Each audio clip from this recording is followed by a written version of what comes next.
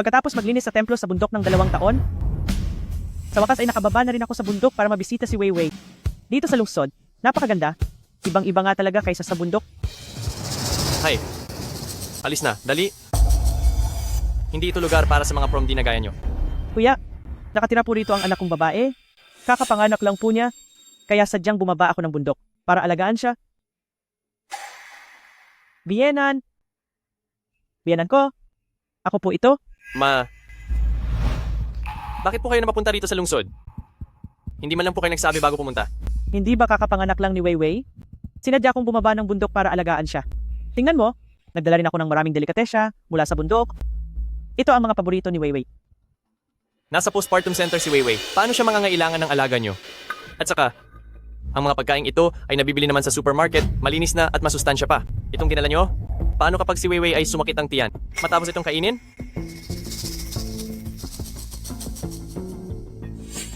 Weiwei? Bakit hindi mo agad sinabing darating ang nanay mo? Masikip na nga ang bahay natin. Ayos na palang may nag-aalaga kay Weiwei. Uuwi na lang muna ako.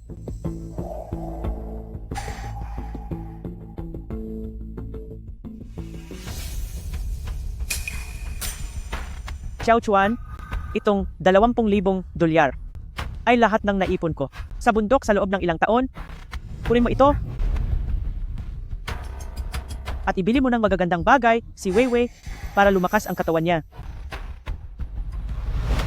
Ay naku, Ma, hindi ko naman kayo pinapaalis. Kaya lang, 1 kwarto lang ang meron dito sa bahay. Talagang hindi kayo kakasya.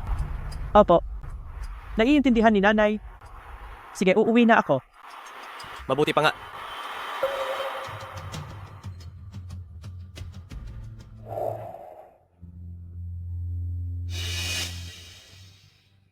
Weiwei, huling beses ko na itong sasabihin sa'yo.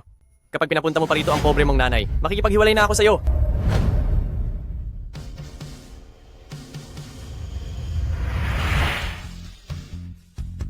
Tumatanda na nga ako. At nagiging pabigat lang kay Weiwei. Hindi maaari. Kailangan kong kumita ng pera. Hindi dapat apihin si Weiwei. At hindi dapat siya laitin.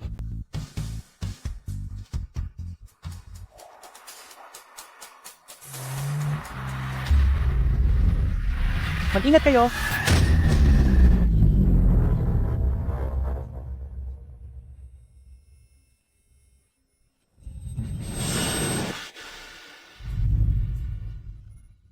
Ayos ka lang ba? President Lee, okay ka lang po ba? Ayos lang ako.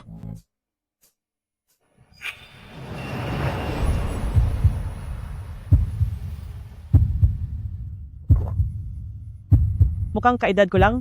Ang taong ito, hindi ko akalaing ang ganda pa rin ng hubog ng katawan niya. Ayos lang po ako.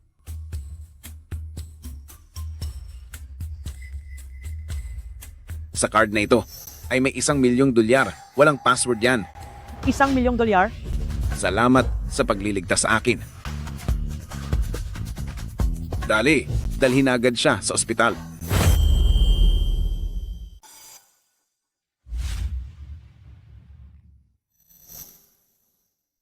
Ganyan kalala ang injury ni nanay? Paano kung patuluyin muna natin siya sa bahay ng ilang araw? Nabaliw ka na ba? Ayaw kong makasama ang nanay mo sa iisang bubong. Kung ganoon, hayaan na lang muna siya sa ospital ng ilan pang araw para makapagpahinga. At kapag maayos na siya, ay saka siya bumalik sa probinsya. Sige, pero linawin lang natin ang bayad sa ospital, wala akong ilalabas. Kahit isang kusing, 1,000 dolyar ang bayad sa kwarto kada araw. Wala akong sobrang pera para dyan. Ikaw,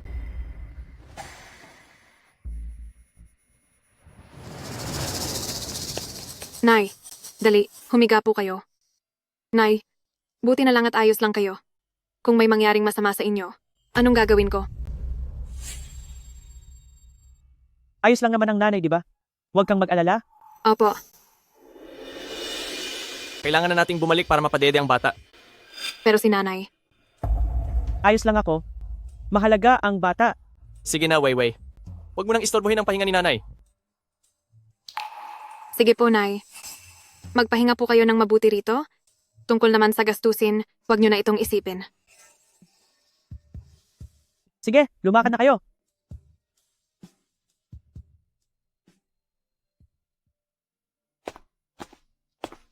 Kung may pera lang sana ako, hindi maiipit si Weiwei.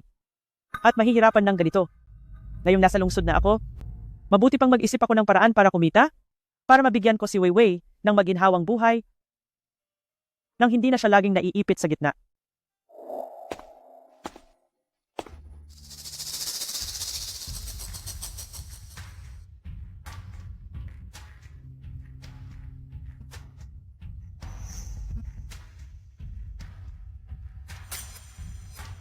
Boss, bibili po ako ng isa. Pumili ka na.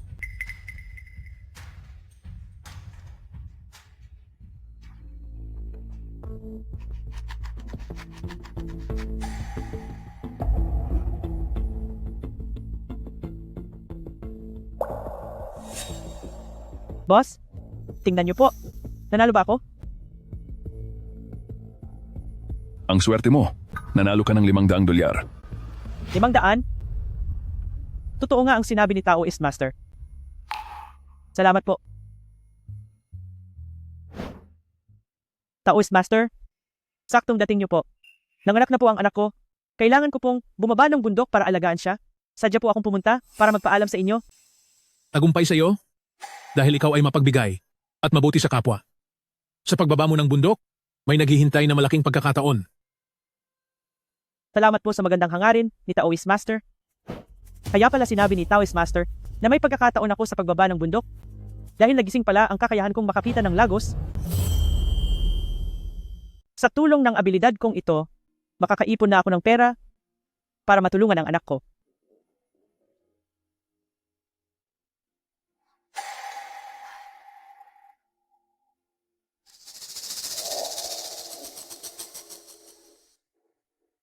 Anong bibilhin mo? Iho, bibili sana ako ng isang instant noodles.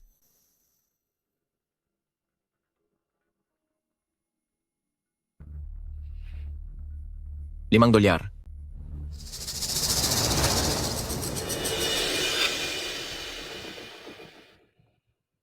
Iho, maaari po bang palitan nyo ito? Kasi sa loob, wala siyang noodles. Matanda, huwag kang magsinungaling. Sa maayos na supplier kami kumukuha, paanong mawawala ng laman ang loob nito? Iho, huwag kang magalit. Pero sa loob nito, totoong wala talaga itong laman. Kung hindi mo kayang bumili, huwag kang kumain. Sa tingin ko sa iyo, matanda, gusto mo lang akong perahan. Ikaw naman, bakit ang sama mong magsalita? Ngayon, sa harap mo mismo, bubuksan ko itong noodles. Kung wala ngang noodles sa loob, bibigyan kita ng $1,000. Pero kung may laman ito, babayaran mo ako ng $1,000. Gusto mo bang sumugal? Sige, pero hindi ko kailangan ang pera mo kapag walang noodles sa loob. Humingi ka lang sa akin ng paumanhin. Huwag kang mayabang. Matanda, panoorin mong mabuti ito.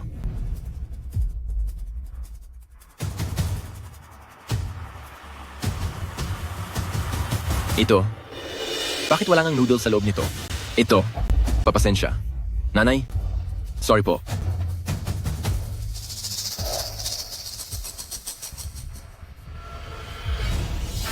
Ibigay niyo sa akin ang pera niyo. Ibigay mo sa akin ang pera mo. Wala akong pera. Kung ganoon, huwag mo akong sisihin sa gagawin ko sa iyo. Sandali lang. Ibibigay ko na.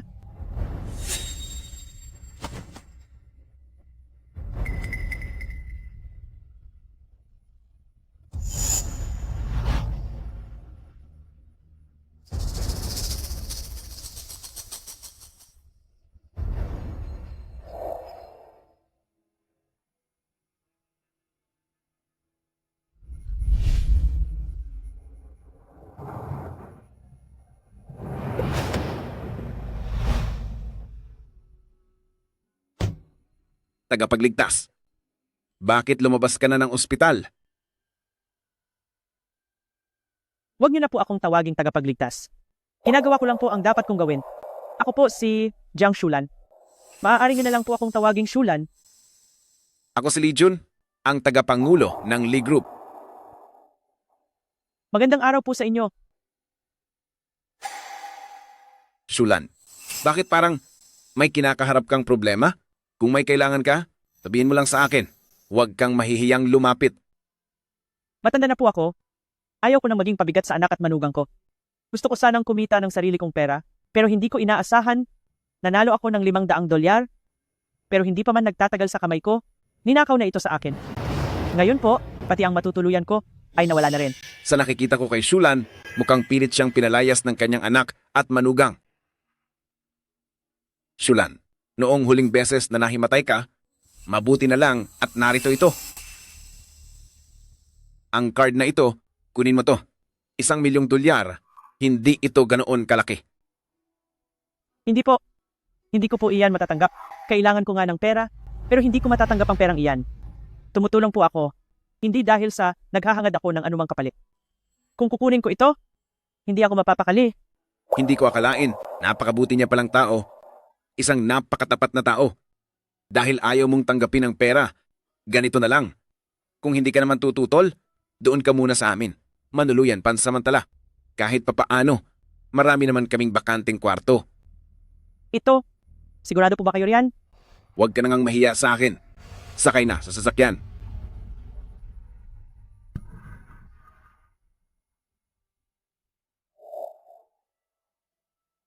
Shulan, dito ka muna sa kwartong ito. Sa taas naman ako matutulog, kaya hindi. Tayo magkakagambala.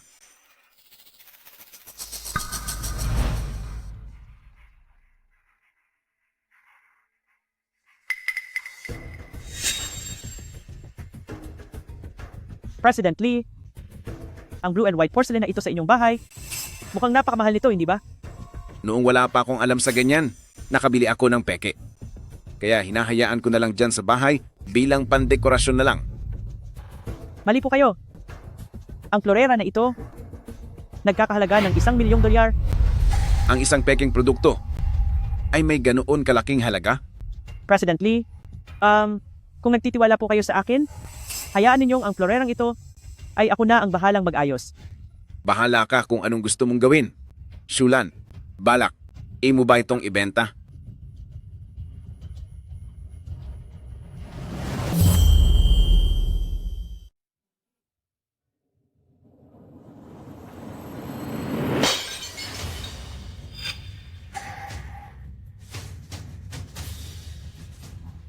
Ito, ang Golden Tiger Tally. Ang Tiger Tally na ito ay nagkakahalaga ng hindi bababa sa $1,000,000. Ang plorong ito ay may itinatago palang sikreto sa loob. Shulan, ngayon din ay lilipat ko sa iyo ang $500,000. Kung hindi dahil sa ginawa mo, marahil ay itinapon ko na ito bilang peking produkto. President Lee, paano po ako makakatanggap ng ganoon kalaking pera mula sa inyo? Nagkataon lang po, nagsuwertehan lang ako, sinuwerte lang po ako. Sa pagpapatira niyo po sa akin dito, sobra-sobra na po ang pasasalamat ko. Iniligtas niyo po ang buhay ko at tinulungan niyo rin akong maiwasan ang ganitong kalaking pagkalugi kapag tumanggi ka pa. Ibig sabihin ay hindi mo na itinuturing si Lee Jun na kaibigan. President Lee, may pagkakamali po kayo. Iyon po ay dahil kapag tumanggap ako ng ganoon karaming pera ng biglaan, hindi po mapapalatag ang kalooban ko. Ngunit President Lee, mayroon po sana akong isa pang bagay na naisilingin sa inyo. Oh, sige lang sabihin mo. President Lee, nais ko lang pong itanong, sa kumpanya niyo po ba, ay kailangan niyo pa ng tagalinis? May edad na po ako, wala na pong tumatanggap sa akin sa trabaho. Hindi ko naman po kailangan ng malaking sweldo. Nais ko lang pong kumita gamit ang sariling pagsisikap para po payapa ang isip ko. Iyon lang pala. Basta gusto mo, aayusin ko agad ang lahat. Bukas na bukas din ay maaari ka nang magsimula. Napakabuti po. Kaya, maraming salamat po, President Lee.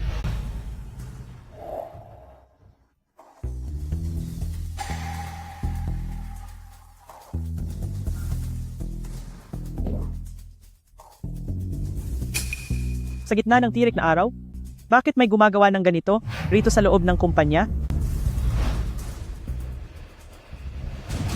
Bakit ang taong ito ay kamukhang-kamukha ng manugang ko na si Lee Chuan? Bakit parang kamukhang-kamukha siya ng manugang kong si Lee Chuan? Hoy, Pumunta ka doon at linisin ang imbakan ng mga gamit. lilinisan ko na po agad.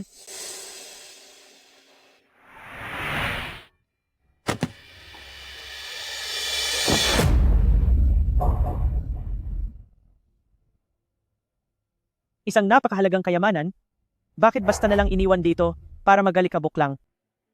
Dapat ko itong ipakita kay President Lee.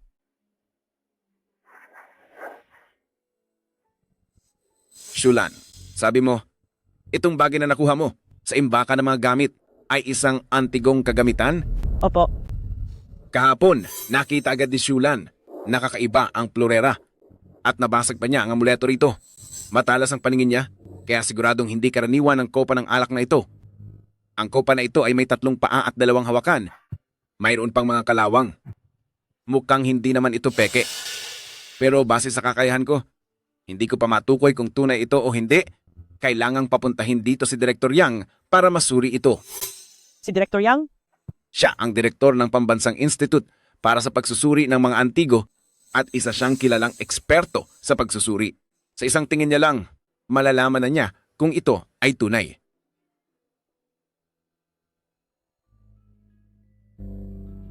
Director Yang, nakakuha itong si Miss Jiang ng tansong kopa ng alak. Maaari po ba ninyong tignan kung ito ay tunay? Ito ay tila mukhang hawig nga ito sa tansong kopa ng alak mula sa panahon ng naglalaban ng mga estado.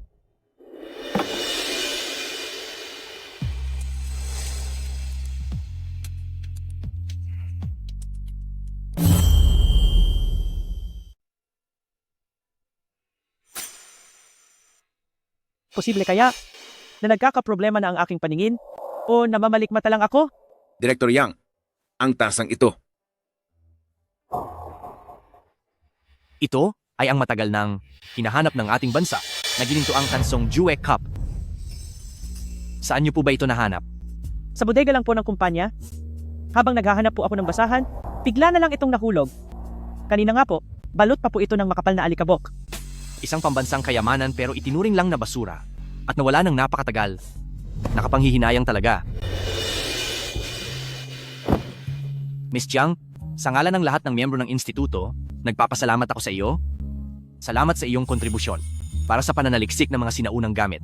Kung hindi dahil sa talas ng paningin mo, ang kayamanang ito ay tiyak na mananatili lang na nakabaon sa alikabok. Director Yang, sobra naman po kayo. Napatingin lang po ako nang hindi sinasadya. Nakita ko kasing kakaiba ang pagkakayari nito. Kaya pinulot ko at ipinakita kay President Lee. Wala naman po akong masyadong nagawa. Nako, Chulan, huwag ka nang magpakumbaba. Kahapon nga, tinulungan mo akong mahanap ang Tiger Tally. Talagang hindi ordinaryo ang paningin mo. Tama si President Lee, yung gintong Tiger Tally kahapon. Balita ko ay napakaganda ng kalidad nito at nakatago pa sa loob ng Peking Florera. Kumalat na ang balitang ito sa buong komunidad. Tama po iyon. Miss Jiang, ang talas talaga ng mga mata mo. 2 kayamanan ang sunod-sunod mong nahanap. Ang talas ng iyong paningin at swerte ay hindi taglay ng kahit sino. Hindi naman po. Eksakto, mayroon akong dalang gamit mula sa instituto para sa pagsasanay ng mga intern sa pagkilatis. Ito ay halo-halong tunay at pekeng mga gamit. Baka gusto ni Miss Jiang na sumubok, maging bihasa. Sige po, Director Yang, susubukan ko pong magpakitang gilas. Ang mga huwad na gamit dito ay mukhang totoo. Mula sa disenyo hanggang sa detalye, ay ginawa ng may katulad na ayos. Miss Jiang, kailangan mong tingnan itong mabuti.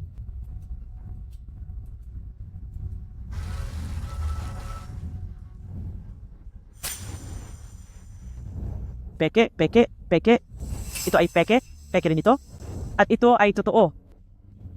Tama lahat. Ito, paanong naging posible ito? Tamang-tama ang lahat. Ito, paanong nangyari ito? Miss Jiang, ang iyong mga mata, kumpara sa mga eksperto sa instituto, ay mas matalas pa. At napakabilis din. Maaari kaya na marami ka ring alam tungkol sa mga antigo? Nako, Director Yang, masyado nyo naman akong pinupuri. Tagapaglinis lang po ako. Paano naman ako makakaalam sa mga antigo? Miss Jiang, ang galing mong kumilatis ng mga antigo ay talagang kakaiba. Hindi ito dapat mapabayaan. President Lee, sa gaganaping pagtitipon sa susunod na linggo, siguraduhin mong isasama mo si Miss Jiang para lumahok. Huwag po kayong mag-alala, Director Yang. Paano naman ito maaari? Ako, kailangan ko pa pong maglinis? Ang tungkol sa paglilinis ay hayaan mo na sa iba. pumunta ka sa pagtitipon ng walang inaalala at ang sahod mo ay gagawin kong doble.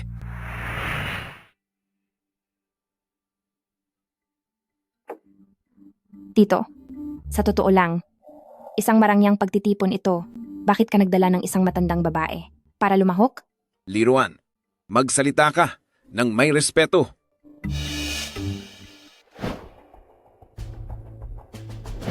Hindi ba't siya ang babae sa silid noong araw na iyon? Tinitawag niya si President Lee na Tito. Pamangkin pala siya ni President Lee. Tito, ginagawa ko ito para sa ikabubuti mo. Sa mga ganitong pagkakataon, kahit sino na lang ba ay pwedeng pumasok. Huwag mo kaming gawing katawa-tawa at mapahiya ang ating pamilyang Lee. Si Shulan ay ang mismong panauhing na inimbitahan ni Director Yang. Ang kakayahan niya sa pagkakalatis ay higit pa sa normal. Siya? Sa edad na 16, nagsimula na akong matuto kay Direktor Yang. Maraming mga nakatatanda ang pumuri sa akin sa aking angking galing. Isang mahirap at matandang babaeng tulad mo. Kaya mo bang higitan ang pinag-aralan ko at ang aking karanasan? Liruan, ikaw talaga. Tito, may lakas ka ba ng loob? Napayagan ang matandang babaeng ito na makipaglaban sa akin. Kapag ako ang nanalo, ibigay mo sa akin ang posisyon ng presidente ng Lee Corporation. At paano kung ikaw ang matalo? Kung ganoon ay ang hawak kong 10% stocks ay maluwag sa loob kung ibibigay. Sige, sang-ayon ako. Hayaan natin si Director Yang ang maging husgado para hindi mo masabing ginagamit ko ang posisyon ko laban sa'yo. Direktor Yang, kayo na po ang bahala. Sige, President Lee, hindi po yata ito tama. Napakalaking usapin ito sa kumpanya. Hindi ito isang laro. Bakit nyo kailangang itaya ang ganoong kalaking bagay? Sa isang matandang gaya ko lang? Paano kung... Sandali, Shulan. Nagitiwala ako sa iyo. maghahanda ako ng 2 batch ng Antigo at bawat isa ay may halo ng peke at totoo. Kayong dalawa, mula sa sarili ninyong batch, ay hanapin ang lahat ng totoong Antigo. Ang may pinakamabilis na oras ang siyang panalo. Ang pinakamabilis ang mananalo. Magsimula na.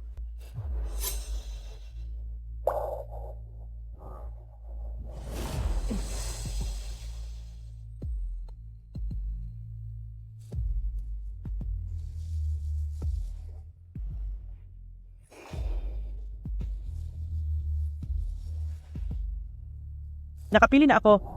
Ito ang pinipili ko. Jiang Shulan, sa oras na 30 segundo. Ano namang silbi ng bilis?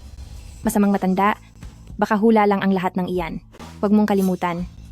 Ang batas ng kompetisyon, kailangang mahanap ang tunay na item. Baby, Lee, bilis-bilisan mo na lang diyan. 1 minuto at kalahati ang kinuha ni Liruan.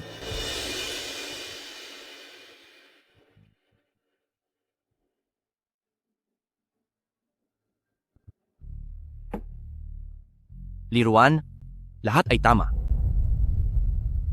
Masamang matanda, ang record ko ay 100% tama.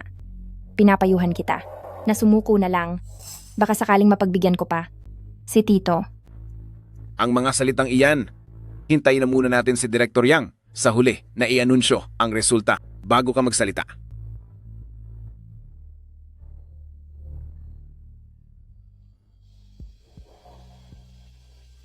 Kahit mabilis ang pagkilala ni Jiang Shulan, ngunit ang sinaunang painting na ito ay peke pala. Tito, ano na ang masasabi mo ngayon? Sandali lang.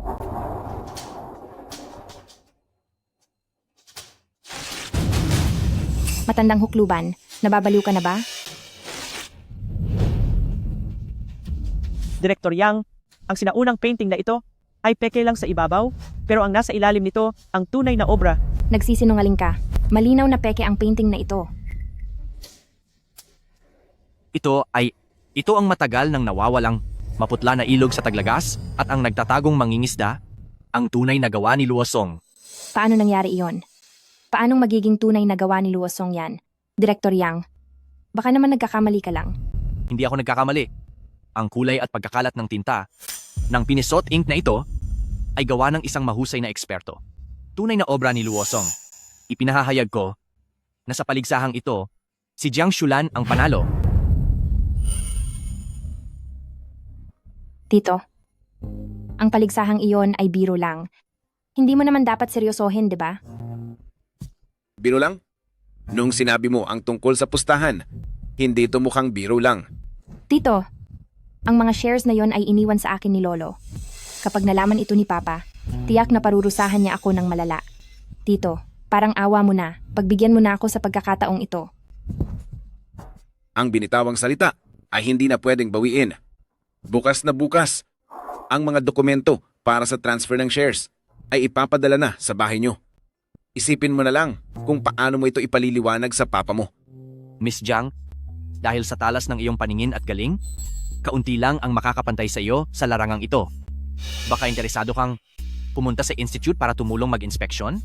20,000 dolyar ang buwan ng sahod. 20,000 dolyar sa isang buwan? Halos buong buhay akong nagtipid ng husto. At sa sobrang pagtitipid ko, ay 20,000 dolyar lang ang naipon ko. Director Yang, parang kinukuha mo na ang tauhan ko Walang hiyang matandang ito. Nagawa mo pang sapawan ang galing ko. Dahilan para mawala sa akin ang aking mga shares. Tingnan mo kung paano kita tuturuan ng leksyon.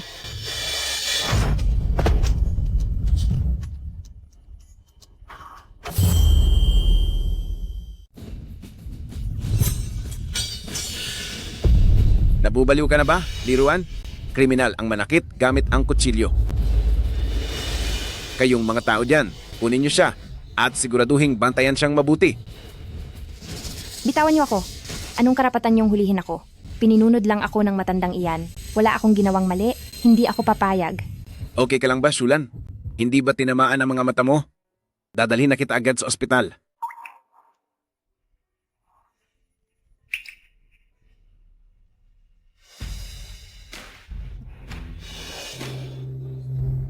Diyos ko, ano ba itong nangyayari? Bakit parang nakikita ko ang loob ng katawan ng tao? Posible kayang mas lumakas na naman ang kapangyarihan ng paningin ko?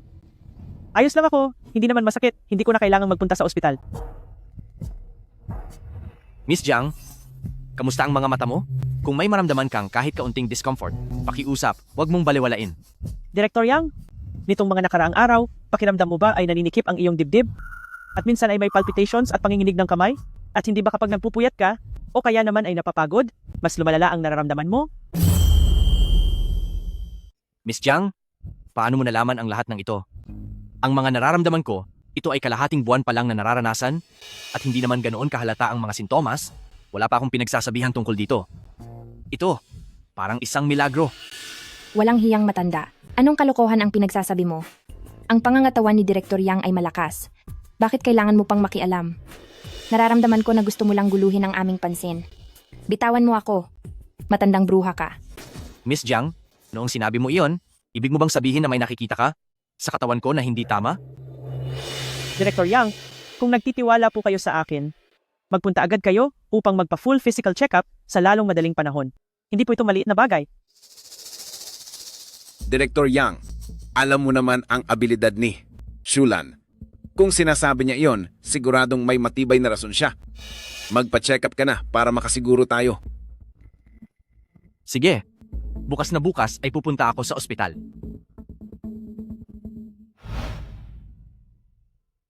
President Lee, nasaan si Miss Jiang? Utang ko sa kanya ang lahat ngayon. Kung hindi dahil sa kanya, baka ang buhay ko ay nawala na. Director Yang, pumunta po ba kayo sa ospital para magpa-check up? Ano po ang naging resulta? Wala naman po bang malalang problema? Miss Jiang, maraming salamat talaga sa iyo. Sabi ng doktor, maaga pa lang ay nakitaan na ako ng problema sa puso. Kung lumipas pa ang kalahating buwan bago ito nalaman, lalala ang bara sa aking ugat at siguradong mas malala ang mangyayari sa akin. Buti na lang at pinaalalahanan mo ako agad. Ngayon, kailangan ko lang uminom ng gamot sa tamang oras at makokontrol na ang aking sakit. Director Yang, halika po, upo kayo. Halika. Director Yang, siguradong panatag na ang loob nyo ngayon, di ba? Sabi ko naman sa inyo, hindi nagkakamali ang tingin ni Shulan. Dahil noon pa man, mabusisi na siya at mabilis makapansin. Kaya nung sinabihan kanya, siguradong may nakita siyang problema. Buti na lang at hindi nahuli ang lahat. Miss Jiang, ito ang aking higit 20 taon nang itinatagong Hetian Jade. Puro ang kalidad nito at napakakinis. Nakuha ko itong kayamanan noong namalagi ako sa probinsya. Wala akong ibang paraan para pasalamatan ang pagligtas niyo sa buhay ko. Kailangang tanggapin niyo to. Director Yang, masyadong nakakahiya po sa inyo. Nagbigay lang po ako ng simpleng paalala. Paano ko po tatanggapin ang ganito kamahal na regalo? Hindi ko po ito matatanggap. Kuhanin niyo na po ito pabalik. Miss Jiang, kung hindi mo ito tatanggapin, parang hindi mo na ako itinuring na kaibigan. Ang jade na ito ay palamuti lang sa kamay ko, kaya kung mapupunta ito sa taong itinakda na tulad mo, ay swerte rin para sa jade na ito. Kapag hindi mo ito tinanggap, hindi ako mapakali sa konsensya ko. Shulan, ito ay galing sa puso ni Director Yang. Tanggapin mo na ito. Tinulungan mo siya. At ang regalong ito ay tanda lang ng kanyang pasasalamat. Kung tatanggihan mo pa ito, ay baka magmukha na tayong hindi magkakilala.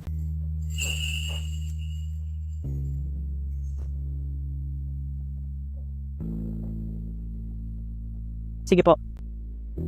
Kung ganoon, ay tatanggapin ko na. Shulan, bukod sa galing mo sa pagkilala ng mga hiyas, maging sa medisina ay may malalim ka ring kaalaman. Maraming tao ang hindi basta-basta matututunan ang kakayahan mo. Masyadong sayang ang galing mo kung mananatili ka lang sa cleaning department. President Lee, masyado niyo naman po akong pinupuri. Plano kong itinalaga ka bilang appraisal director ng kumpanya na may sweldong 50,000 dolyar kada buwan. Ikaw ang mamumuno sa pag-inspeksyon ng mga antigong gamit at mamahaling bato ng kumpanya. Ano sa tingin mo? President Lee, ikaw, anong sabi mo? Masyado mo naman akong minamaliit. Ako ay isang matandang babae lang mula sa bundok. Walang pinag-aralan at walang espesyal na talento. Paano ko magagawa ang isang malaking responsibilidad na gaya nito? Shulan, napakamapagkumbaba niyo po. Ang kakayahan niyo ay mas higit pa sa tinatawag nilang mga eksperto. Nakahanap na ako ng mga tao at naihanda na ang mga dokumento para sa posisyon. Kung papayag kayo, bukas na bukas ay maaari na kayong magsimula.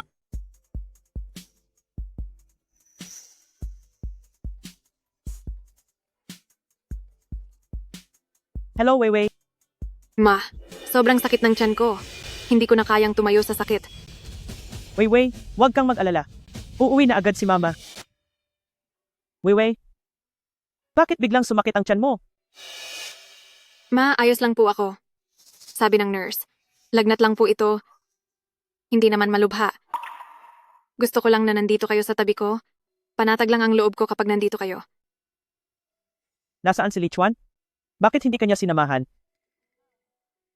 Sabi ni Li Chuan, may business trip siya sa kumpanya. Kaya maaga siyang umalis kanina.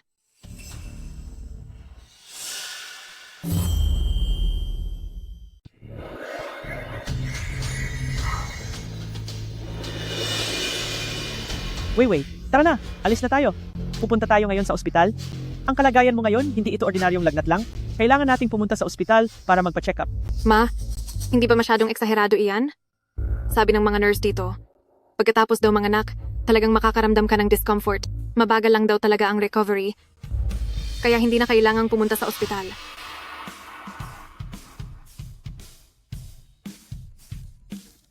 Li Chuan, dadalhin ko lang si Weiwei sa ospital. Sumunod ka na rin agad doon mamaya. Ano na naman ba ito? Masyado kayong nagpapanik sa wala. Sino ba ang nanganak na hindi sumakit ang katawan? Tiisin mo na lang, lilipas din yan. Mapapamahal pa tayo sa gastusin sa ospital. Li Chuan, kakapanganak lang ni Weiwei. Masyadong mahina pa ang katawan niya. Bakit mo nagagawang magsalita ng ganyan? Oh, sige na, sige na. Pupunta na ako mamaya. Kay hirap naman kausap. Weiwei, makinig ka kay Mama para makasigurado tayo sa lagay mo. Napakaraming tao rito sa ospital. Aabutin tayo ng ilang oras sa pila. Siguradong karaniwang bagal lang ito ng paggaling. Masasayang lang ang punta natin. Weiwei, ano ang sabi ng doktor? Wala naman sanang masamang balita. May nakitang tumor daw ang doktor. Pero buti na lang maaga itong nalaman at hindi pa ito kumakalat. Basta't maisagawa agad ang operasyon, ay gagaling na raw ako at hindi na makakasama pa sa kalusugan ko. Weiwei, huwag kang matakot. Sabi ng doktor, maaga pa ito. Tiyak na mapapagaling natin ito. Huwag kang mag-alala, nandito si Mama. Hindi ko hahayaang mapahamak ka. Mama, salamat po sa inyo. Kung nahuli lang tayo ng kaunti, siguradong mas malala pa ang nangyari. Anak, huwag ka nang mag-alala ng ganyan. Kakapanganak mo pa lang, kaya mahina pa ang katawan mo. Kapag natapos na ang operasyon at nakapagpahinga ka na ng maayos, gagaling ka rin. Masyado yatang malaking halaga ang kailangan para sa operasyong ito. Kung alam ko lang sana, dapat pala noon ay mas maraming check-up ang ginawa natin. Li Chuan, ano ba ang ibig mong sabihin? Ang labas ng trato mo kay Weiwei ay baliwala lang. Ni konting malasakit ay wala ka. Ganito na ang sitwasyon. Pero ang iniisip mo pa rin ay puro pera. Ako na ang magbabayad ng operasyon, kaya hindi mo na kailangang mag-alala. Weiwei, may kailangan lang akong asikasuhin sa opisina. Hayaan mo na muna si Mama ang magbantay sa iyo rito. Babalik din ako pagkatapos ko.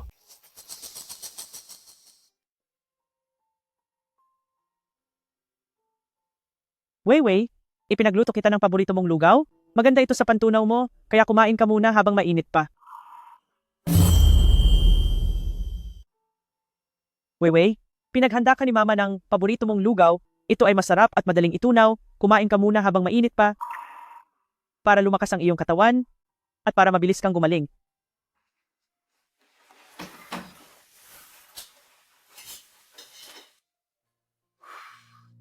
Heto oh.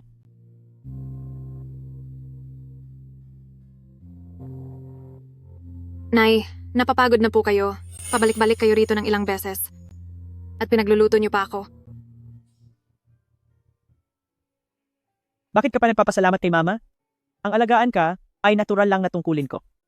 Kumain ka pa ng marami para magkaroon ka ng lakas na gumaling at para hindi na ako mag-alala.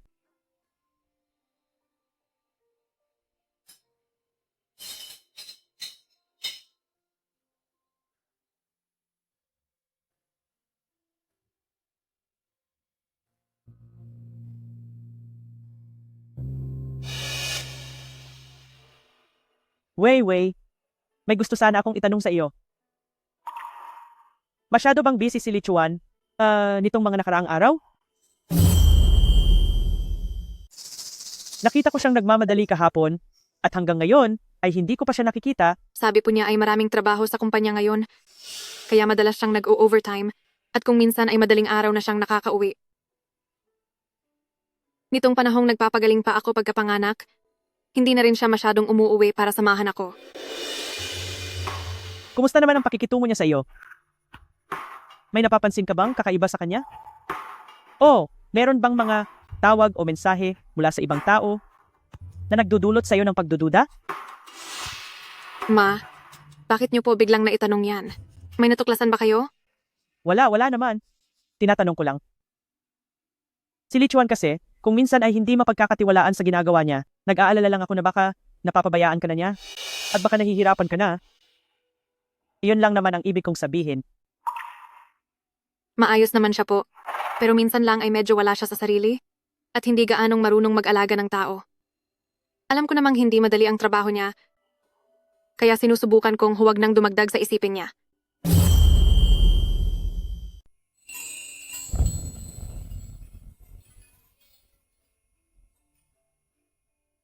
Nay, ano po ito?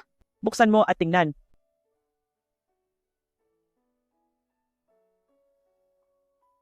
Nay, mukhang mahal ang pulseras na ito, di po ba? Hindi ko po ito matatanggap.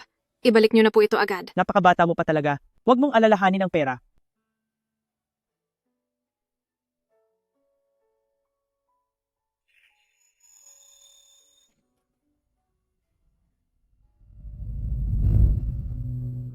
Nay, maayos na po talaga ang pakiramdam ko. Matagal na po mula nang maoperahan ako at maganda na ang aking paggaling. Kaya hindi niyo na kailangang araw-araw na dalhan ako ng pagkain. Paano namang mangyayari iyon? Kailangang masustansya ang kinakain mo para tuluyan ka ng gumaling. Hindi naman mahirap para sa akin ang magpunta rito at paglutuan ka ng pagkain araw-araw. Isipin mo na lang na ehersisyo ko na rin ito para sa katawan.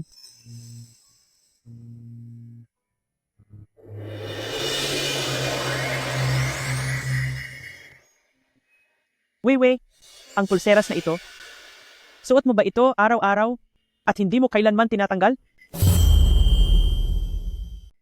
Opo, Ma. Ito ang regalong ibinigay niyo sa akin. Kaya syempre palagi ko itong dala. Paano nangyari ito? Sigurado akong pure gold ang binili kong bracelet? Bakit parang kumupas na at nawala ng kinang? Mukhang napalitan ito ng peke. Weiwei, pupunta muna ako sa kumpanya. Hindi ako sigurado kung makakabalik ako para sa hapunan. Sige po, mag-ingat ka sa daan. Sandali lang.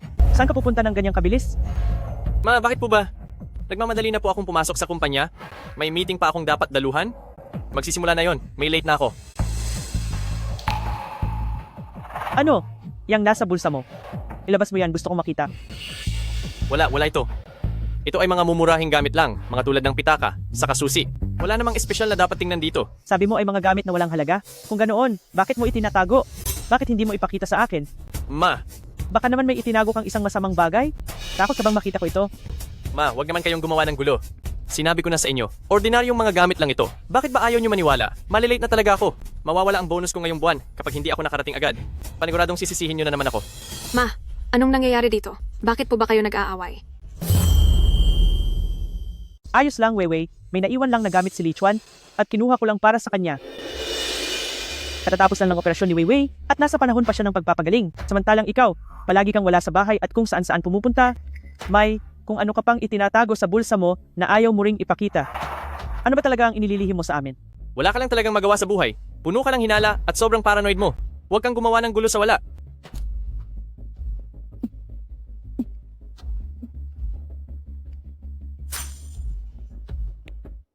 Hello? Malapit na ako. May inasikaso lang sandali sa daan. Kung ganoon, tulungan mo naman ako na kausapin at amuyuin si Presidente Zhao. Sige po. Narinig mo, di ba? Tumatawag na ang kumpanya para magmadali. Kung dahil sa iyo ay magkaroon ng problema, kaya mo bang panagutan yon? Ikaw?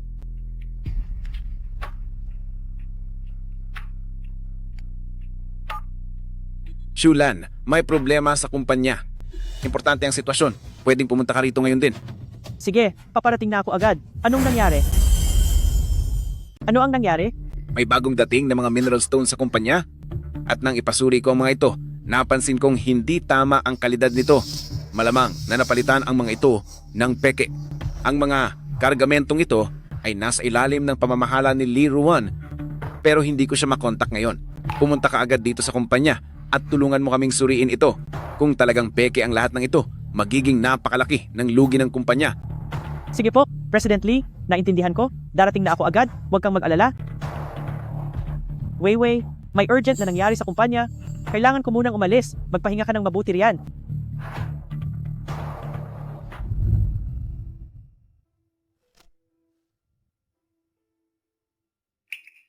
Shulan, salamat at nakarating ka na. Bilis, tingnan mo. Ang mga ito ay mga random na sample na kinuha mula sa batch ng mga mineral stone. Lahat ay peke, walang halong jade sa loob.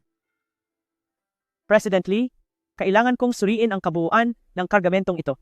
Sa ilang pirasong ito, hindi pa ito sigurado. Narito na ang lahat, tingnan mo na ang kahit alin. Ang mga ito ay kalahating buwan na ang nakalipas nang bilhin ni Li Ruan mula sa Myanmar. Noong isinumite niya ang ulat ng pagsusuri na nagpakita na ang bawat piraso ng mga batong ito ay may napakataas na pagkakataong magkaroon ng mamahaling hiyas.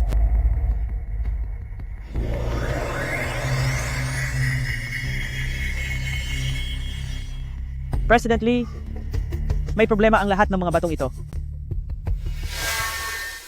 Ang isang ito ay hungkag lang, balat ng bato lang ang nasa loob. At ito naman, isa lang itong marmol na nagkukunwari, walang kahit anong bahid ng esmeralda. At ito rin, puno ito ng dumi sa loob, at hinding-hindi ito aabot sa pamantayan para sa pagpoproseso. Siguradong pakana itong lahat ni Li Ruan. Masyado nang matapang ang loob niya. Nagawa niyang gumamit ng mga pekeng produkto para magpanggap na tunay na bato. Gusto niyang ubusin ang pondo ng kumpanya.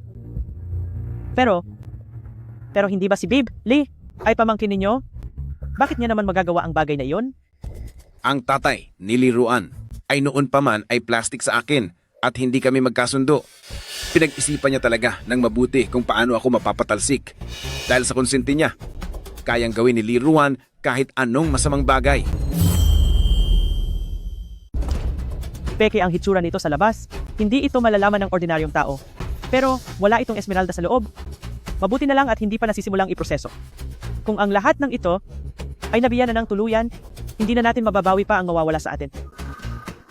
Chulan, mabuti na lang at nandyan ka. Dahil kung wala, ay wala pa ring alam ang buong kumpanya. Dahil sa iyo, ay agad na naiwasan ng kumpanya ang malaking pagkalugi. President Lee, ginagawa ko lang ang dapat kong gawin. Kaya lang, paano kaya natin maibabalik ang mga tunay? Sa oras na ito, siguradong nasa bodega si Liruan para sa procurement meeting. Halina't tingnan natin.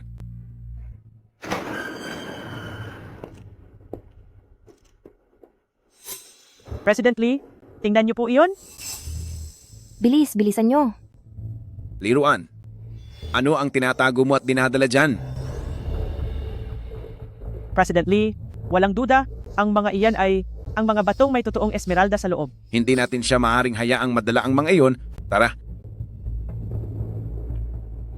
Bilisan nyo. Dahan-dahan lang. Huwag nyo iyang mababagsak o mababangga.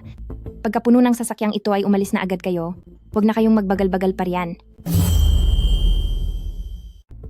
Kukunin ko ang batong ito at kukunin ko rin ang isang iyon. Ibuhat nyo ang lahat ng ito. Bilisan nyo. Liruan, ano ang ginagawa mo? Tito? Bakit po kayo nandito, Tito? Hindi ba't may procurement meeting ang kumpanya? Pumili lang ako ng ilang pirasong bato para iproseso na agad. Wala namang problema doon, di ba? Walang problema? Ang mga batong ito at ang mga kinuha mo noong nakaraang 2 linggo ay magkapareho ang hitsura at tekstura. Paano mangyayaring? May 2 set ng magkaparehong bato? O baka naman pinalitan ang mga ito? Anong pinagsasabi nyo, Tito? Paano naman mapapalitan ang mga batong ito? Ganyan talaga ang itsura ng mga batong iyon. Siguro naman, nagkamali lang ang nag-inspeksyon. Bakit parang kasalanan ko na ngayon? Jiang Shulan, ikaw ba ang naninira sa akin sa harap ni Tito? Matandang babae ka, puro ka lang talaga paninira sa kapwa. Bebe, Lee, magsalita ka ng may basehan. Kung naninira ba ako, alam mo sa sarili mo ang totoo. Ang istruktura ng batong ito at ang pagkakaayos ng mga jade dito at ang Kylie Group na nawalang batch ng mga bato ay parehong-pareho talaga. Ito, Diyos ko, paano nangyari ito? Bakit ba kayo nakikisawsaw dito? Ano bang kinalaman nyo rito? Ito ay para sa ating Lee Corporation na internal na usapin. Layas kayong lahat. Internal na usapin pala. Liruan, tila ba masyado kitang nilayaw nitong mga nakaraang araw? Ang mga mamahaling batong ito ngayon ay dapat kong mailabas dito. Sumama ka sa akin sa opisina para imbestigahan ka. Bakit ko naman ito ibibigay? Tito, anong ebidensya mayroon ka para sabihin kinuha ko iyan? Bakit nakatunganga pa kayo? Bilisan nyo at ituloy ang pagbubuhat. Sinuman ang sumubok humarang, sisiguraduhin kong magsisisi siya. Tingnan natin kung sinong manghas. Tito, ano na naman ba ang binabalak mo? Hindi ba kaya mo lang ito ginagawa ay dahil may galing si Jiang Shulan? Kaya sinasadya mong pumanig sa kanya? Malamang ay mayroon kayong hindi magandang ugnayan? Dahil kung wala, bakit lagi mo siyang ipinagtatanggol? Bakit kailangang ako ang pagbintangan mo para sa kanya? Jiang Shulan, ang tanda mo na, nagawa mo pang akitin ng tito ko? Liruan, puro ka kasinungalingan. Huwag kang mambintang ng walang basehan. Ang ugnayan namin ni President Lee ay pang-empleyado lamang. Nagtitiwala siya sa akin dahil sa kakayahan ko. Ikaw ang may ginagawang mali, tapos ay ibabaling mo ang sisi sa iba? Liruan, talagang wala ka ng pag-asa para lamang makatakas sa kasalanan na gagawa mong mag-imbento ng mga walang kwentang istorya. Pati ang dangal ni Shulan ay dinadamay mo. Ang sabi ni Jiang Shulan, anong ebidensya na pinalitan ko ang orihinal na bato? Nanggaling lang naman iyan sa bibig niya. Sino ang nakakaalam kung baka sinasadya lang niyang siraan ako para magkaroon siya ng pagkakataon na mapatatag ang posisyon niya sa kumpanya? Ang CCTV ang ebidensya. Kung pinalitan mo nga ang bato, ngayong titingnan natin ang footage, malalaman natin ang totoo. CCTV? Huwag mong kakalimutan, sa akin ang access sa CCTV kung gusto mong makita ang footage. Sige, pero mayroon akong isang kondisyon. Jiang Shulan, hindi ba't nagyayabang ka lang naman dahil sa galing mo sa pagkilala ng hiyas? Kaya maglakas loob ka ba na hamunin ako sa isang laban? Isang paligsahan sa pagpili ng bato. Ikaw, Paramihan ng makukuhang batong mas mahal ang halaga. Kapag kayo ang nanalo, bahala na kayo kung anong gawin niyo sa akin. Pero kapag natalo ka, ibig sabihin lang niyon, wala ka talagang binatbat at ang paratang mo tungkol sa pagpapalit ng bato ay paninira lang talaga sa akin. Sa pagkakataong iyon, kakailanganin mong lumuhod at humingi ng tawad pagkatapos ay lumayas ka na dito sa Lee Corporation.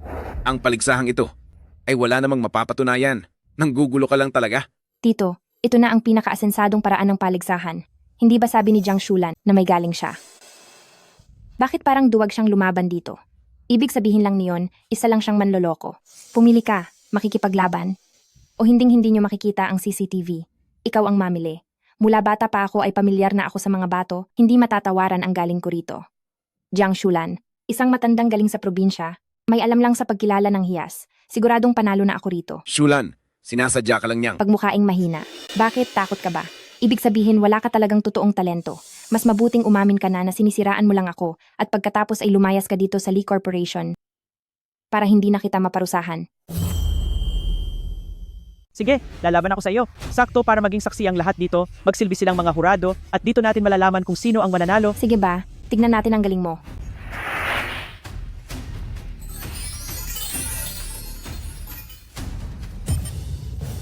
Maganda ang isang ito, piling-pili ang kulay at kalidad nito. Ako muna ang pipili para hindi mo masabing nilalamangan kita. Maayos ang hugis ng balat nito. Ito ang pipiliin ko. Lahat kayo, pamasdan ninyo ng maigi kung ano ang totoong pagkilatis ng bato at kung paano biglang yumayaman sa isang hiwa lang. Isang ice jadeite ito. Halika kayo at tignan ninyo. Ang kinang nito, ang kalidad, at ang linaw, nagkakahalaga ito ng hindi bababa sa 10 milyong dolyar. Matandang hukluban. Nakikita mo ba to? Ito ang tinatawag na propesyonal. Pinapayuhan kita. Sumuko ka na habang maaga pa. Lumuhod ka ngayon. At humingi ng tawad sa akin. Baka mapagbigyan pa kita sa pagkakataong ito para mamaya, kapag basura lang ang nakuha mo, huwag mo akong sisisihin kung mapahiya ka.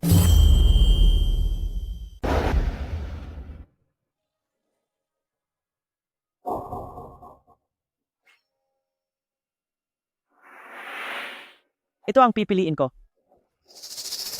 Jiang Shulan, ang labanan natin ay kung kaninong bato ang mas may mataas na halaga at hindi. Kung sino ang nakapili ng pinakabasurang materyales, ang basurang batong iyan. Kung may lalabas mang mamahaling hiyas dyan, ay isusulat ko ang pangalang liruan ng pabaliktad. Hay naku. Ang sinasabi ko, Jiang Shulan, yang basurang batong hawak mo, kahit gawing palamuti ay hindi bagay. At nangangarap ka pang makakuha ng jade? Sabihin mo nga, yang basurang batong iyan, anong mapapala mo dyan? Sasabihin ko sa'yo, kahit himala pa ang dumating, yang batong iyan, ay hinding-hindi magiging kayamanan. Ang hitsura, sa labas, ay hindi kailanman naging importante. Ang mahalaga ay kung anong nasa loob. Bibi, Lee, masyadong mabilis ang iyong paghatol, napakapaaga pa. Kapag tuluyan na itong nahati, saka ka na magsalita. Masyado ka namang nagmamadali na gumawa ng konklusyon, napakaaga pa para dyan. Kapag tuluyan na nating nahiwa ito, saka ka na lang magsalita. Sige ba? Gusto ko ring makita kung paano ka makakaisip ng dahilan para rito. Ang mumurahing bato mong iyan, may mapapala pa kaya tayo sa loob niyan? Baka naman, sasabihin mo pang puno iyan ng mga mamahaling ginto?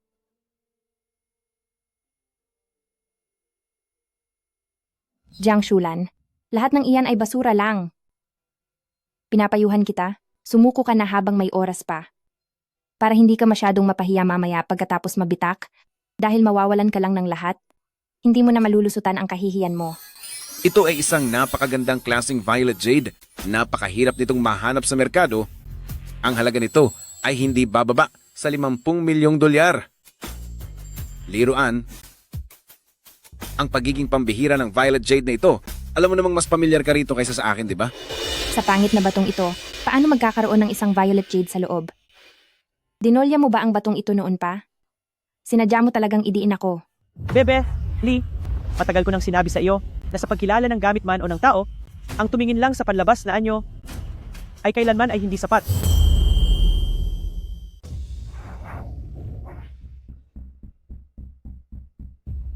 Bebe, Lee, ang resulta ng laban ay kitang-kita na nanalo ako.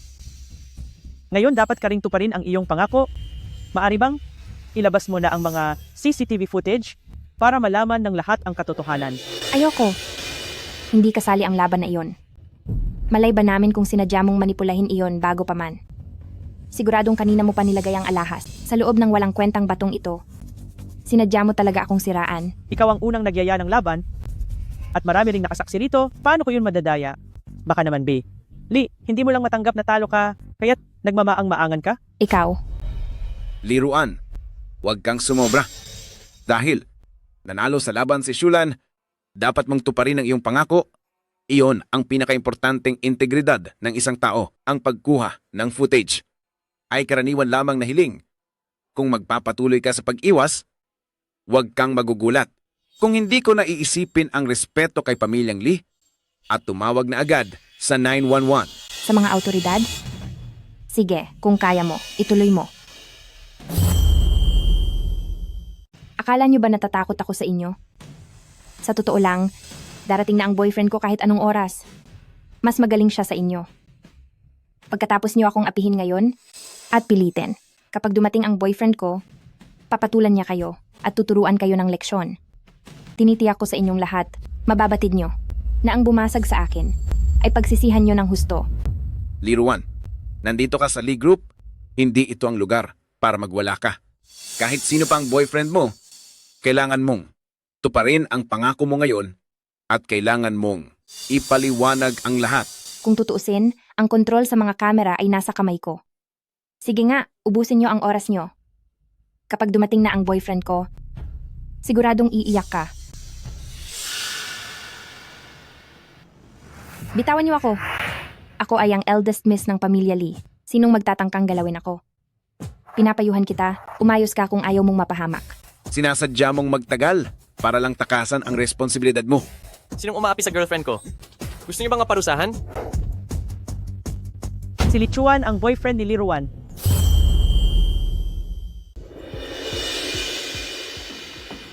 At Chuan, dumating ka rin sa wakas.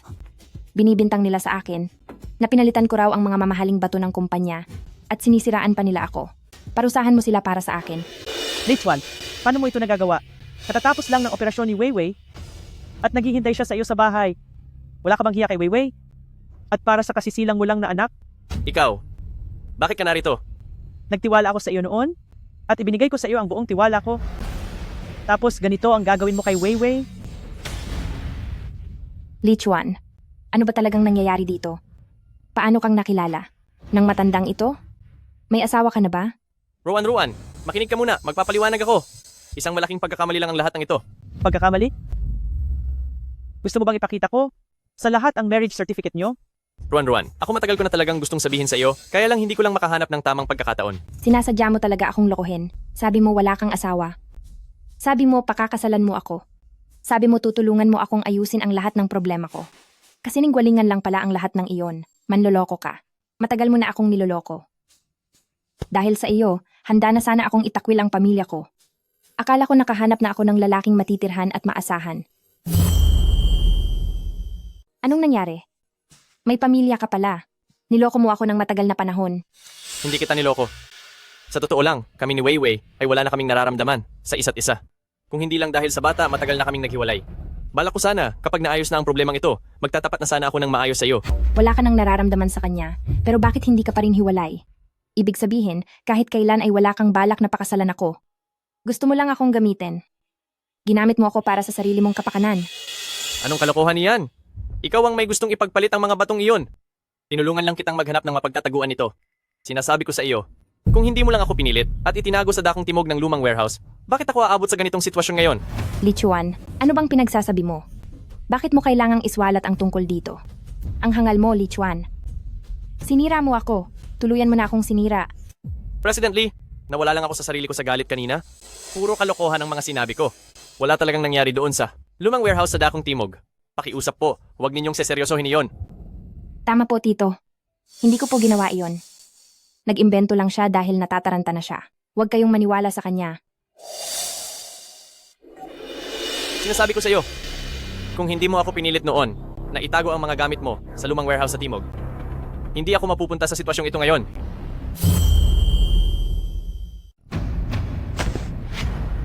Narito ang matibay na ebidensya. Kayong dalawa, mayroon pa ba kayong gustong sabihin? Hindi. Paano ito nangyari? Magdala agad kayo ng isang team Pumunta kayo sa lumang bodega sa timog ng lungsod. Halughugin nyo ang bawat sulok doon. Ang mga mamahaling bato na itinago roon, kunin nyo ang lahat ng iyon para sa akin. Sa buong operasyon, kumuha kayo ng mga litrato at huwag kayong mag-iiwan ng kahit isang piraso. Liruan, bilang pamilya Lee, naging mabuti sa iyo ang kumpanya. Binigyan ka ng sapat na resources, pero naging sobrang ganid ka. Pinalitan mo ng palihim ang mga materyales ng kumpanya at sinira mo ang interes ng ating opisina. Nakipagsabuatan ka pa sa ibang tao at nagsinungaling ka sa amin. Kaya mo bang harapin si pamilyang Lee ng ganito? Hindi po. Tito, nagkamali po ako. Umalis ka na. Alam ko na pong nagkamali ako. Nawala lang po ako sa sarili ko at naguluhan. Hindi ko po dapat pinalitan ng mga bato. Hindi ko po kayo dapat niloko. Sana ipagbigyan niyo pa ako ng isa pang pagkakataon. Tito, hindi ko na po uulitin. Tito, President Lee, ako. Hindi ko dapat tinulungan si Liruan sa gawaing ito. Nagsusumamo akong bigyan ako ng isa pang pagkakataon para magbago. Pagbabayarin ko po ang lahat ng aking kasalanan. Mula nang tradurin niyo ang ating tiwala, wala na kayong pagkakataon. Lee Chuan, ang pagtataksil mo kay Weiwei at ang pagtalikod sa iyong pamilya, lahat ng dinaranas mo ngayon, ay sarili mong kagagawan. Ano na? Nahanap niyo na ba ang mga mamahaling bato? President Lee, nahanap na po namin. Doon sa abandonadong warehouse sa katimugang bahagi ng lungsod. Natagpuan namin ang lahat ng mga totoong mamahaling bato na ipinalit. Mga 6 na po, hanggang 70 piraso ang lahat.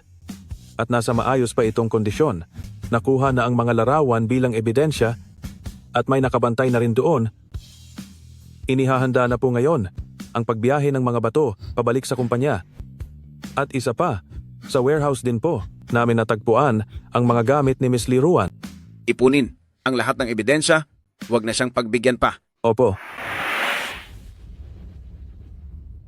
Ngayon ay opisyal kong idinedeklara si Liruan na dahil sa pag-abuso sa kanyang tungkulin ay nakapinsala sa malaking interes ng kumpanya, nakipagsabuatan sa labas at nalinlang ang kumpanya. Mula sa araw na ito ay tinatanggal si Liruan sa lahat ng posisyon sa grupo at bawiin na rin ang lahat ng kaniyang mga benepisyo sa kumpanya.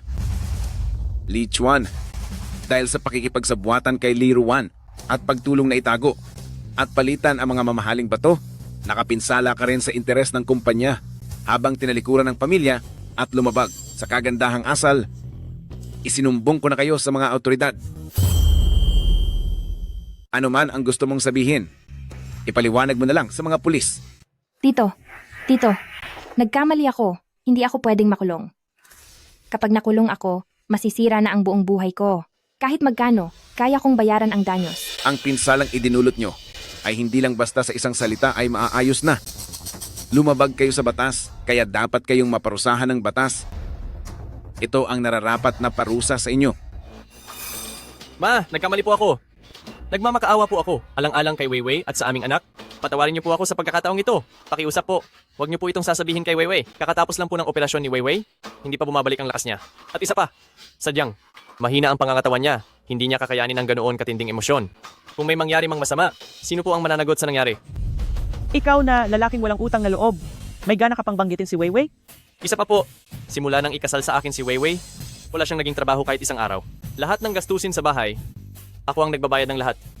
Kung makukulong ako, si Weiwei, at ang anak namin ay mawawalan ng masasandalan. Kahit ang kanilang mga pangunahing pangangailangan ay hindi matutustusan. Titiisin niyo po ba talaga na makita silang naghihirap ng ganoon? Tama po siya.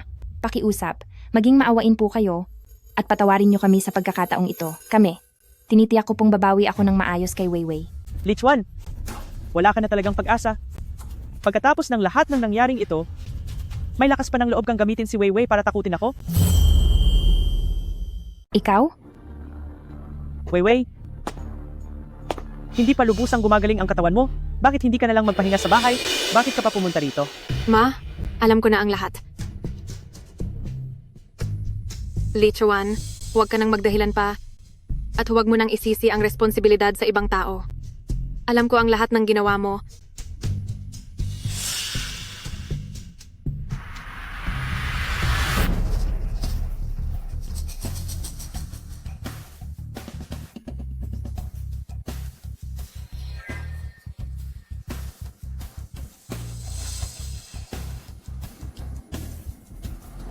Paano nangyari yon? Naging sobrang ingat ko naman, bakit pa rin ako nakunan? Akala mo siguro perpekto ang ginawa mo, pero hindi mo inakala. Naglagay ako ng CCTV sa loob ng bahay. Gusto ko lang sana makita kung talaga bang inaalagaan mo ng maayos ang bata, pero hindi ko inakalang ang makukunan pala ay ang ebidensya ng pagtataksil mo, pati na ang pagpalit mo sa pulseras. Lichuan, napakawalang hiya mo. Talaga bang nagawa mong ibigay sa akin ang isang pinalitang bracelet? Lichuan, mag-divorce na tayo. Hindi. Weiwei, hindi ako pwedeng pumirma. Kung ayaw mong pumirma, maghiwalay muna tayo ng bahay. Mahaba ang pasensya ko. Kung talagang matapang ka, hintayin natin hanggang sa araw na pwedeng mag-divorce. Weiwei, alang-alang sa ating anak, patawarin mo na ako sa pagkakataong ito please. Kakapanganak pa lang ng bata, hindi niya pwedeng mawalan ng ama. Ang batang kasing bata niya, kapag walang tatay, ano na lang ang sasabihin ng ibang tao? Magiging kahiya-hiya siya habang buhay. Lichuan, tigilan mo na ang pag-arte. Ngayon alam mo nang gamitin ang anak bilang dahilan? Huli na ang lahat. Palalakihin ko ng maayos ang bata. Hindi ko kailangan ng peking malasakit mo. Nandito ako at ang lola niya, hindi siya pagtatawanan ng kahit sino. Kumpara sa pagkakaroon ng nagtaksil sa pamilya at masamang taong tatay, kapag wala ka, mas magiging maayos ang buhay niya. Kapag hindi ka pumirma, isasend ko ang video sa internet, sa company group chat nyo, at sa group chat ng pamilya natin para makita ng buong mundo na isa kang madamot at plastic na tao.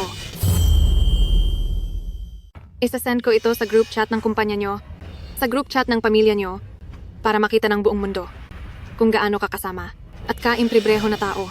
Hindi pwede. Kapag kumalat ang videong ito, ang dangal ko, ang lahat ng sa akin ay mawawala na. Lichuan, isipin mong mabuti. Paglabas mo sa kulungan, sa mundong ito, ay wala ka ng puwang kahit saan. Weiwei, alam ko nang nagkamali ako. Pakiusap, huwag mo itong ikalat. Pipirma na ako. Pipirma na ako ngayon din.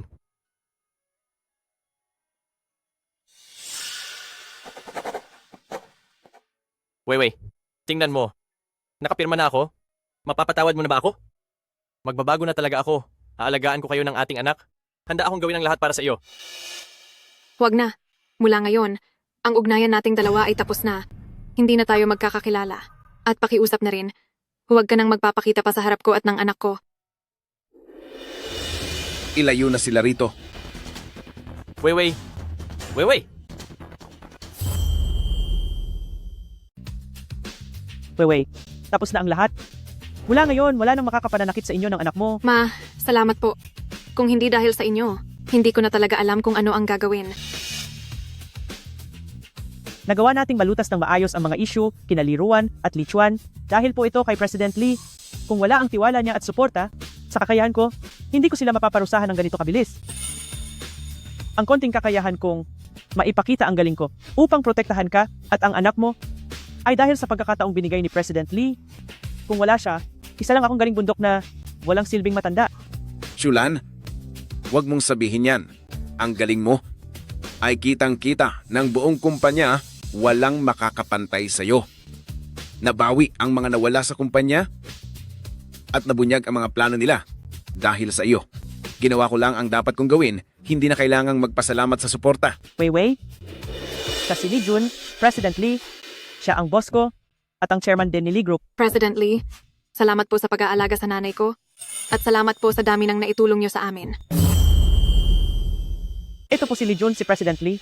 Siya po ang boss ko at ang tagapangulo rin ng Lee Group, President Lee. Salamat po sa pag-aalaga ninyo sa mama ko at salamat din po sa napakarami ninyong naitulong sa amin. Walang anuman, maliit na bagay lang iyon. Ma, huwag mo na pong isiping matanda ka na. Sige. May kakayahan ka at mabait. Karapat-dapat kang tratuhin ng maayos. Kahit pa ngayon ay muling makahanap ng pag-ibig sa edad mo, suportado kita, wala akong anumang problema doon. Ano bang pinagsasabi mo? Kami ni President Lee ay magkatrabaho lang. Sa madaling salita ay nagdadamayan bilang karaniwang magkaibigan. Wala nang iba pa. Dahil ang isang tulad ko ay malamig na ang bukas. Ang gusto ko lang ay alagaan kang mabuti, manatili ng tahimik sa bahay at mamuhay ng maayos. Bakit ko pa iisipin ang mga ganyang bagay? Ma, hindi ako nagbibiro. Tignan nyo. Guwapo at mahusay si President Lee. At inaalaagan ka pa niya. Kung magsasama kayong dalawa, talagang walang masama doon. Si President Lee ay gwapo na at may kakayahan pa. At inaalagaan pa kayo ng mabuti. Kapag magkasama kayong dalawa, talagang walang masama doon. Mula nang wala na si Papa, sa puso at isipan ninyo ay wala nang iba kundi ako. Hindi nyo kailanman inalagaan ang sarili ninyong damdamin. Ang pag-ibig ay walang pinipiling edad, basta't ang dalawang tao ay nagkakaintindihan, sapat na iyon. Si Weiwei, na batang ito, ay kung ano-ano ang sinasabi. Isang dakilang tao si President Lee. Paano niya magugustuhan ang mga simpleng tao na tulad natin? Shulan, hindi mo kailangang magpaliwanag. Sa tingin ko, ang relasyon nating dalawa, hindi lang dapat simpleng pagkakaibigan. Sa loob ng mahabang panahon, ang iyong kabutihan, ang iyong katapusan, at ang taglay mong katatagan, lahat ng iyon ay nakikita ko at nakatatak sa aking puso. Kailanman ay hindi lang paghanga at tiwala ang nararamdaman ko sa iyo. Opo, Shulan, totoo lahat ng sinasabi ko. Alam kong marami ka ng pinagdaanan. Siguro ay hindi ka na naniniwala sa pag-ibig. O iniisip mong dahil may edad ka na, ay hindi mo na dapat hangarin ang mga ito. Pero gusto kong sabihin sa iyo na ang pag-ibig ay walang edad at ang tapat na puso ay walang maaga o huli. Ang paghanga ko sa iyo ay hindi lang dahil sa panandaliang udyok, kundi dahil ito sa masusing pag-iisip at matibay na desisyon. President Lee, sa loob ng maraming taon, masyadong nahirapan si Mama. Sa wakas, mayroon na ring magmamahal ng tapat at magtatanggol sa kanya.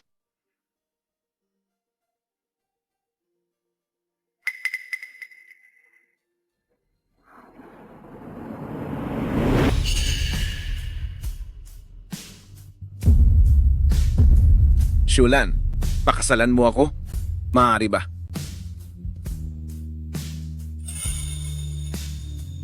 Mag-aayos agad ako ng abogado para ang 30% ng mga shares ng Lee Group ay ilipat sa ilalim ng pangalan ninyo ni Weiwei.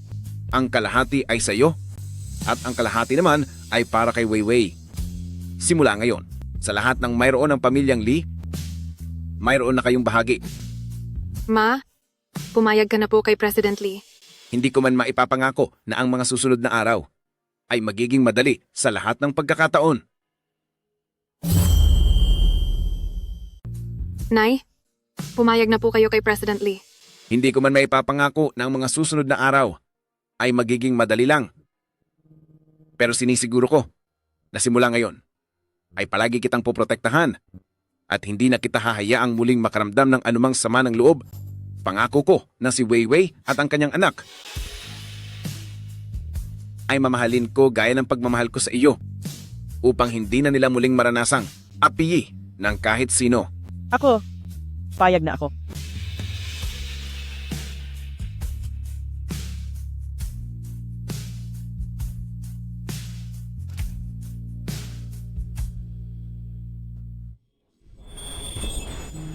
Salamat sa iyo, Shulan at 10DLO. Maraming salamat sa pagbibigay sa akin ng pagkakataong ito. Mukhang hindi maganda ang timing ng pagpunta ko. Naabala ko yata kayong dalawa. Director Yang, hindi ka naman nakakaabala. Meron lang kaming mga bagay na niliwanag. Director Yang, bakit po kayo napunta rito? Hindi ako napunta rito para makiusisa lang. Nandito ako para batiin si President Lee at binabati ko rin si Miss Jiang na sa wakas ay nagkatuluyan na.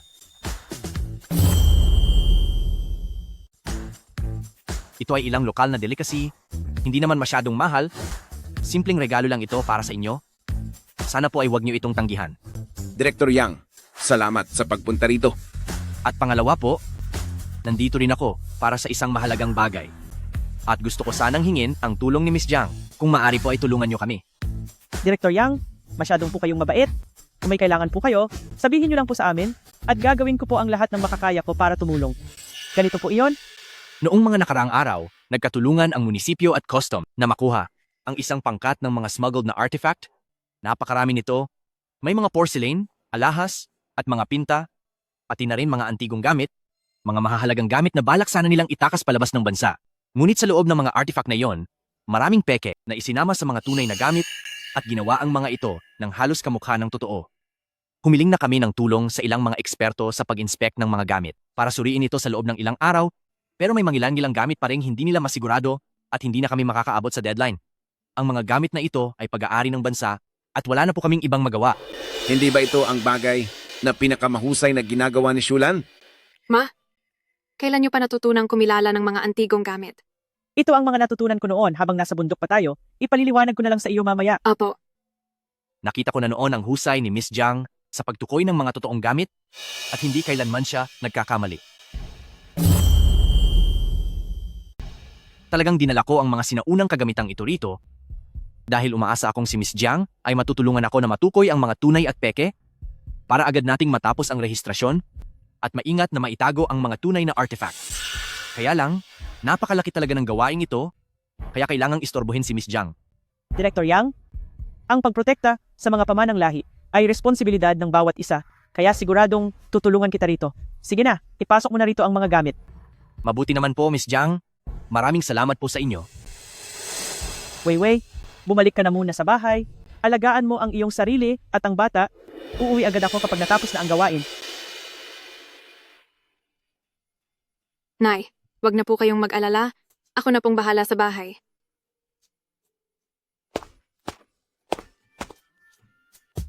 Ang nakuhang mga artifact na ito ay may kabuuang bilang na 56 na piraso. Dito naman makikita ang 12 na may pinakamaraming issue. Kung ang mga ito ay makakarating sa ibang bansa, isang malaking kawalan ito na hindi kayang bayaran at binibigyang halaga rin ito ng pamunuan. Kaya kapag matulungan niyo po kaming makilala ang mga tunay na kagamitan, ang pambansang panggasiwaan ng pamanang kultura ay pwedeng magrekomenda sa inyo para sa gawad sa kontribusyon sa proteksyon ng mga pamanang lahi. Ito ay isang tunay na parangal sa antas ng bansa at pagkilala rin po ito sa inyong pangangalaga sa mga pambansang yamang tao. Director Yang, huwag po kayong mag-alala. Gagawin ko po ang lahat ng aking makakaya. Sige po.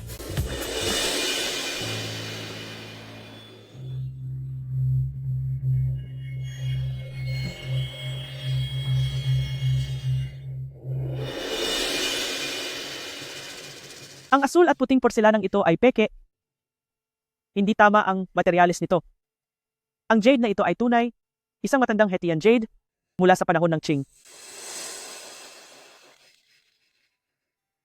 Ang pinturang ito ay panggagaya lang, nakaalsa lang ang tinta sa papel. Ang tanso na insensaryo na ito ay tunay, gawa noong panahon ng Xuande ng dinastiyang Ming. Ang jade guanyin na ito ay huwad, magaspang ang pagkakagawa nito. Ang pares na Xiangyun na mga harpin, kahit na may nawawalang mga perlas, ay siguradong tunay. Miss Jiang, talaga namang napakahusay niyo po.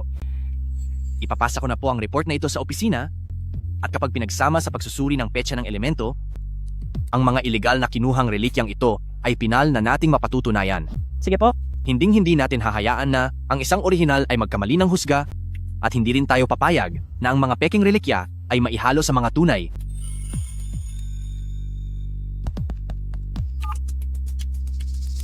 Boss, ang ulat tungkol sa kinalabasan ng pagsusuri ay naipadala na sa inyo. Kasama ang mga resulta mula sa laboratorio, ang katotohanan sa likod ng mga relikyang ito ay pinal ng napatunayan. Dahil natapos natin ito ng mabilis, ang kontribusyon ni Miss Jiang ay talagang napakahalaga.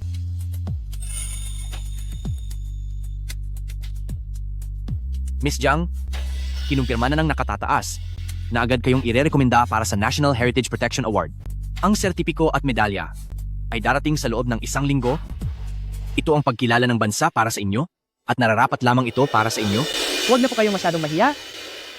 Ang protektahan ang mga relikya ng bansa ay sadyang tungkulin ko naman talaga. Mabuti naman at nakatulong ako.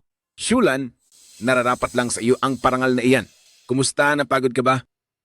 Matapos mong suriin ang ganyang karaming relikya, umuwi na muna tayo ng maaga para makapagpahinga at mamayang gabi ay magselebra tayo ng maayos. Hindi naman ako pagod, masaya lang ang puso ko.